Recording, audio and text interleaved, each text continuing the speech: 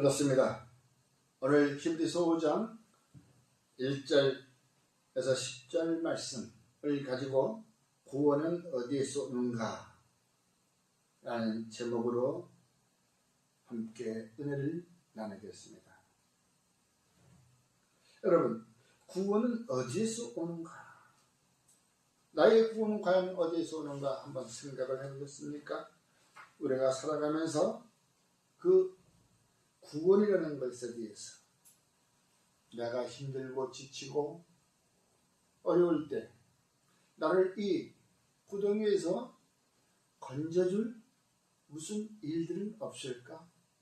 또는 그 일들이 사람을 또는 능력, 물질 이런 것으로 인하여 나를 구원해 줄 사람이 없을까? 이런 생각을 해볼 때가 있습니다. 그러나 그것은 다 내 육신의 구원을 위한 것이지 내 영의 구원을 위한 것이 아니라고 늘 우리는 말씀하고 있습니다. 첫째, 우리가 구원을 얻으려면 세상에서도 우리가 이 지역의 특성을 보아서 이야기할 것 같으면 여기는 고시촌이라고 합니다. 이곳에 고시생들이 많이 몰려왔던 시절이 있습니다. 지금은 사법고시가 폐지되고 로스쿨로 변하는 바람에 그렇게 없지만 그래도 우리가 고시에 보면 행시도 있고 기고도 있고 여러 가지가 있습니다. 그래서 1차 시험이 있고 1차 시험에 합격한 자들이 또 그 다음에 2차 시험을 치릅니다. 이렇게 2차 시험을 치르고 난 후에라야 우리는 3차 시험, 즉 다시 말하면 면접이라는 시험을 치르고 난 후에야 우리는 이제 합격, 최종 합격자라는 이야기들을 하고 그 합격 통지서를 받고 기뻐합니다. 그렇습니다. 과연 내 믿음이, 내 신앙이 우리가 기독교인, 그리스도인이라고 내가 자부하고 싶다. 내가 가서 응시하는 것, 접수, 원서를 사가지고 응시하는 건 내 자유입니다. 그러나 첫째, 그 원서를 접수하고 난 후에 1차 시험에 합격해야 하는 식으로 바로 내가 택함을 받은 자였는가? 나는 과연 하나님으로부터 택함을 받은 자였는가? 오늘 성경 본문의 말씀이 나오니까 하나님으로부터 택함을 받은 자라고 하지만 대제사장이라고 하는 사람들 사이에서 택함을 받은 자였습니다.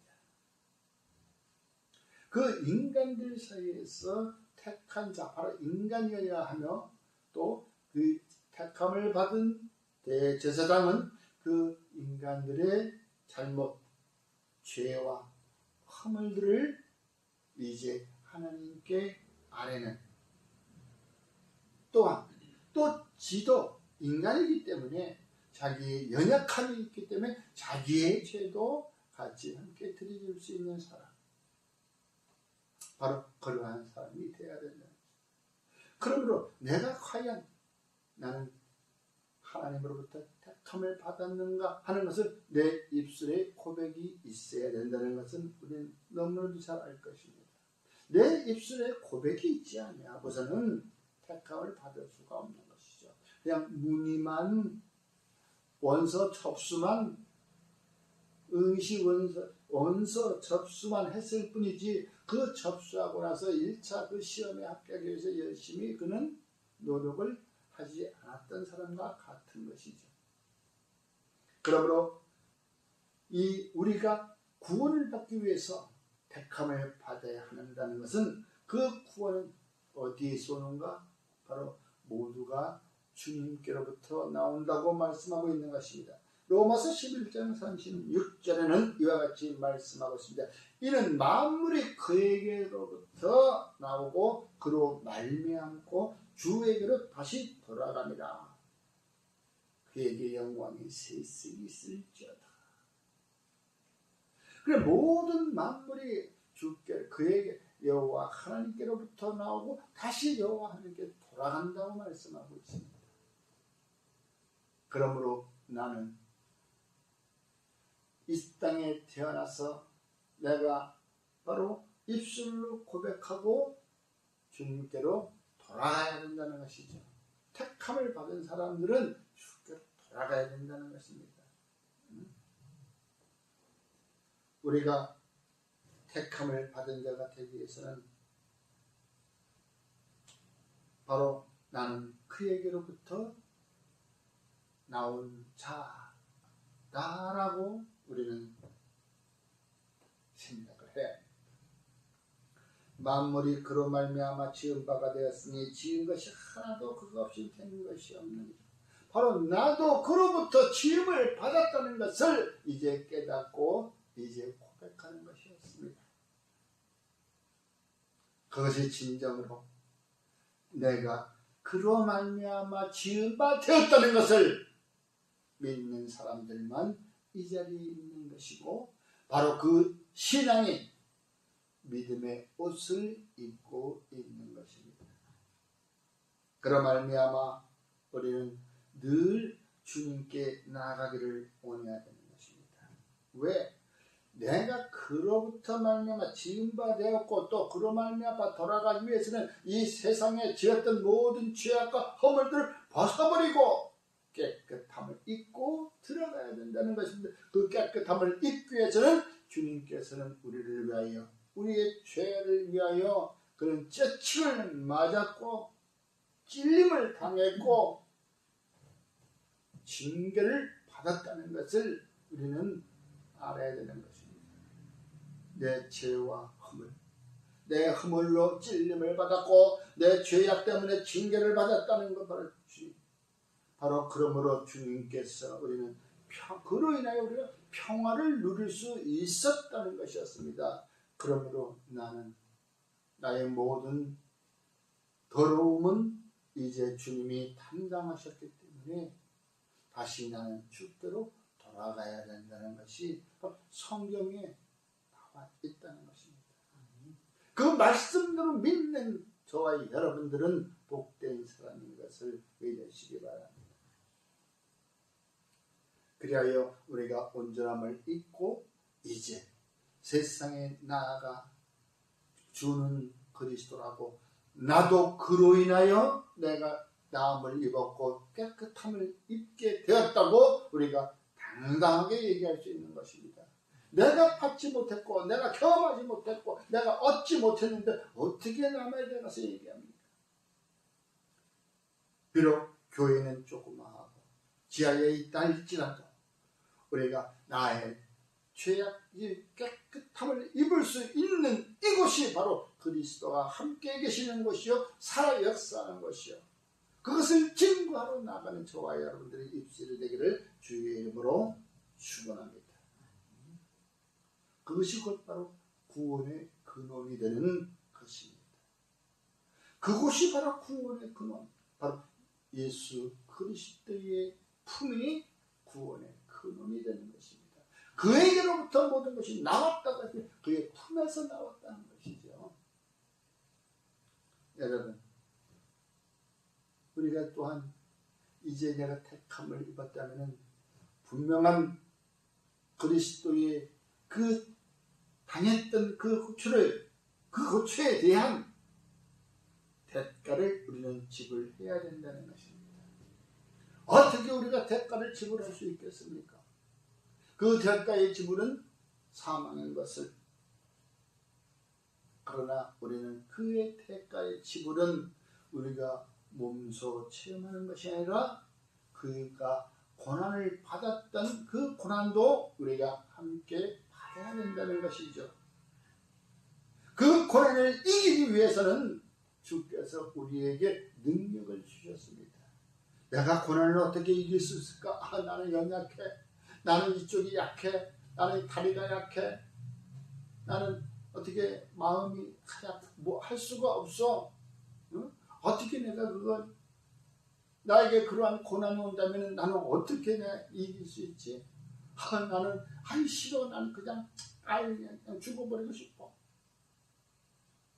여러분, 고난을 우리가 온다면 그 고난을 이길 수 있는 능력은 바로 주께서 우리에게 보여주신 순종이라는 것입니다.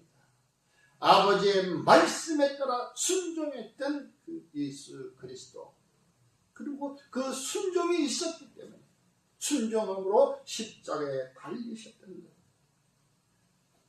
바로 그 순종이라는 것이 고난을 이길 수 있는 능력이 되는 것입니다. 죽기까지 죽이진 않았습니다. 아브라함이 그 아들 이삭을 죽이기까지 했지만 죽기까지 했지 죽이진 않으셨잖아요. 하나님은 그걸 원치 않으시는 거예요. 그렇게까지 하는 너희의 믿음, 너희의 순종함을 보셨던 것이지 꼭 죽여서야만이 네 손에 피를 묻혀야지만이 틀린 것이 아니었지. 아무리 주님께서 선택한 자라 할지라도 손에 피를 많이 묻힌 사람들은 주님의 나라에 들어갈 수가 없어요.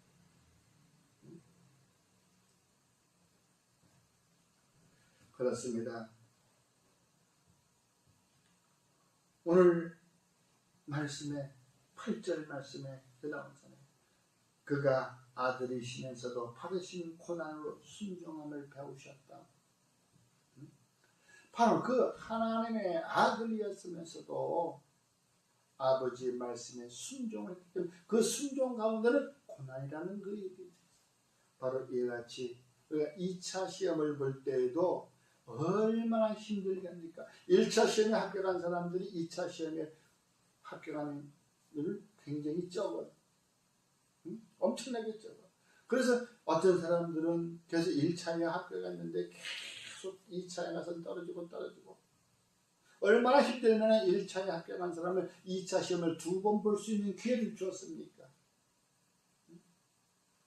그만큼 힘들기 때문에 바로 고난이라는 것은 우리가 견딜 수 없는 그 힘든 시간만큼 바로 그것을 이기기 위해서 우리에게 순종이라고 하는 그 묘약을 주셨던 것입니다. 그 묘약을 먹기만 하면 우리는 어떠한 고난도 이길 수 있는 것이, 고난아 내게 와라, 내가 너를 받아들이겠다. 나는 고난을 피해서 자꾸 도망가다 보면 이제 도망갈 데가 없어. 그때는 딱 한 가지, 이제 스스로 갇히게 되는 거예요. 스스로 갇히게 되어서 바로 우울증이 걸려버리고 혼자 나다니기 싫고 그냥 방 구석에서 자꾸 구석으로 어두운 가운데 찾아 들어가서 결국은 사망으로 치닫는 것이에요. 그것을 이길 수 있는 것은 순종이라는 것입니다. 그 순종하기가 힘들어서 성령을 우리에게 보내주셨던 것이에요. 성령이 내게 오시면, 내가 임하면 어떠한 일도 은혜로 순종한다 이겁니다. 그것이 곧 묘약의 능력인 것입니다. 그것은 곧 사랑이 없이는 할 수가 없었던 것이죠. 내가 너를 사랑하기 때문에 바로 대제사장은 바로 이 인간들을 위해서 바로 그 사랑으로 모든 걸 품고 주님 앞에 나아가야 된다는 것입니다. 가서 죄를 고백하고 주의 말씀을 듣고 또 전하고, 여러분 이와 같이 우리가 겪고 난 후에야 그 사람들의 삶을 엿볼 수가 있는 것은 바로 긍정적인 삶을 살아갔다는 것이죠. 바로 그들은 긍정적인 삶을 살아가는 것입니다. 예? 남에게 잘못을 전가시키지 아니하고 담당하셨던 바로 주님처럼 이제 그 주님 우리에게 보여주시는 것은 바로 너희들도 고난을 받다 보면 그 고난이 너희들의 신앙을 성숙하게 만든다. 그래서 고난은 내게 유익이라고 했듯이 바로 고난은 말을 바꾸면 성도들의 신앙에 성숙하는 데는 바로 고난이 제일이라는 것입니다. 그걸 다 겪고 난 후에야 긍정적인 삶을 살아가는 사람들, 인성을 보듯이 3차 면접 시험은 그 사람의 인성을 보잖아요. 인성을 보듯이 거기서 떨어진 건 극히 드물지만 왜 못된 놈은 거기까지 오기가 힘들지. 아주 인성이 그 나쁜 사람들은 거기까지 오기가 힘들어. 과연 이 사람의 긍정적인 사고방식을 가지고 살아가느냐 아니면 부정적인 사고방식을 살아가느냐에 따라서 판검사가 되고 변호사가 되는 것이. 그것처럼 저와 여러분들 이제 주님으로부터 택함을 받고 우리가 그 택함 받은 자의 삶을 살아가면서 고난을 겪고 우리가 신앙이 성숙된 자들의 모습을 보면 바로 그들은 긍정적인 삶을 살아간다 이 말입니다. 그것이 곧 바로 주의 나라에 함께 들어가서 주님과 함께 평안을 누릴 수 있는 것. 바로 오늘 말씀에 나오는 것처럼 6절에 멜기세덱의 반차를 따르는 제사장인 것은 이 멜기세덱은 우리 창세기 14장에 나오는 아브라함이 그 드렸던 것 바로 살렘 왕이었습니다. 살렘의 멜기세덱 왕에게 드렸던 11절을 드렸다고 하잖아요. 바로 그 살렘 왕이라는 것은 바로 평강의 의의 왕, 바로 살렘은 에루살렘의 고대에게를 이해하는 것이고 바로 에루살렘의 왕이었다는 것이었습니다. 곧 다시 말하면 예수님을 지칭하는 그러한 말이었죠. 평강의 왕, 의의 왕, 그 평강의 나라에서 의로 다스리는 바로 왕 멜기세덱처럼 예수 그리스도. 그분은 우리의 평강의 왕이요, 의의 왕이요, 공의를 행하시는 분이요. 바로 이와 같이 바로 저와 여러분들은 이제 긍정적인 삶을 살면서 바로 구원의 뿌리 속에서 하나님의 관심을 받아가며 살아가는 저와 여러분이 되는 것입니다. 그러므로 이제 저와 여러분은 예수 그리스도에 대한 확실한 것을 우리가 깨닫고 나는 구원의 반열에 들어있는 성도다 라면서 우리가 살아갈 때에 즐거운 삶, 행복한 삶, 그리스도를 예수님을 증거하는 삶의 자로 살아가는 저와 여러분이 되기를 주의 이름으로 축원합니다. 아멘. 기도하겠습니다. 고마우신 아버지 하나님, 아무것도 쓸데없는 아무데도 쓸데없는 이 연약한 자를 주께서 택하시고 또한 우리 신앙의 성숙함을 보여주시고 이루게 하시는 주님께 감사를 드립니다. 이제 이후로부터는 주님의 기뻐하는 삶 가운데 살아가게 하여 주시옵소서. 주님을 욕되지 않게 하여 주시옵소서. 예수님의 이름으로 기도드렸사옵나이다. 아멘.